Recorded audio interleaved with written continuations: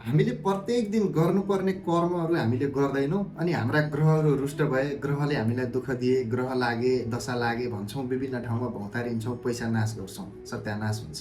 त्यसले गर्दा हामीले प्रत्येक दिन गर्ने हाम्रो दिनचर्यामा जुन गर्नाले हाम्रो स्वास्थ्यमा पनि राम्रो हुन्छ, हामीलाई आर्थिक समृद्धि पनि प्राप्त हुन्छ, त्यस्ता केही कर्महरूको बारेमा तपाईँहरूलाई जानकारी लिएर आएको छु।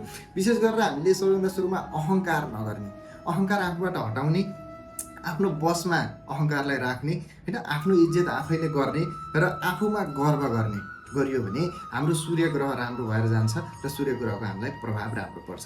त्यस्तै गरेर हामीले पानी धेरै खाने होइन, आफ्नो मनलाई आफ्नो काबुमा राख्ने, मनलाई कन्ट्रोलमा राख्ने, आफ्नो घरमा पानीहरूका धारा चुहिएका छन्, पानीहरू लिकेज भएको छ भने त्यस्तो कुराहरू पनि बाट हामीले जोगाउने होइन, लिकेज हुन नदिने। त्यस्तो गरियो भने हाम्रो चन्द्रमा ग्रह राम्रो भएर जान्छ र हामीलाई चन्द्रमाले राम्रो फल प्रदान गर्छ। त्यस्तै गरेर हामीले सधैँ योग गर्ने, व्यायाम गर्ने गरियो भने हाम्रो मङ्गल ग्रह राम्रो भएर जान्छ र मङ्गल ग्रहको राम्रो प्रभाव पर्न थाल्छ।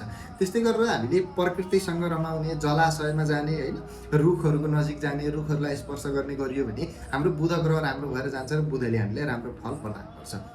त्यस्तै गरेर प्रत्येक दिन पूजापाठ गर्ने, मन्त्र जप गर्ने, कुलपितृहरूलाई सम्झिने गरियो भने हाम्रो बृहस्पति ग्रह राम्रो भएर जान्छ र बृहस्पति ग्रहको राम्रो फल हामीलाई प्रदान हुन्छ।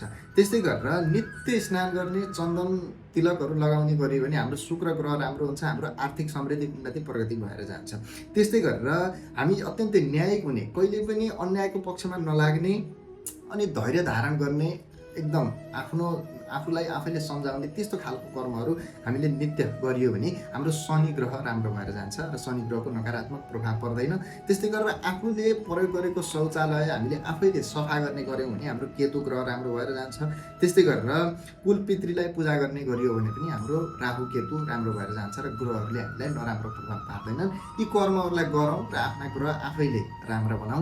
यस्तै जानकारीमूलक भिडियोको लागि हामीलाई सम्पर्क गर्न नभुल्नुहोला, हामीलाई फलो गर्न नभुल्नुहोला। भिडियो कस्तो लाग्यो जस्ताको त्यस्तै कमेन्ट गर्न नभुल्नुहोला, प्रतिक्रिया दिन नभुल्नुहोला, भिडियोलाई लाइक गर्न नभुल्नुहोला। हस्त, धन्यवाद, नमस्कार।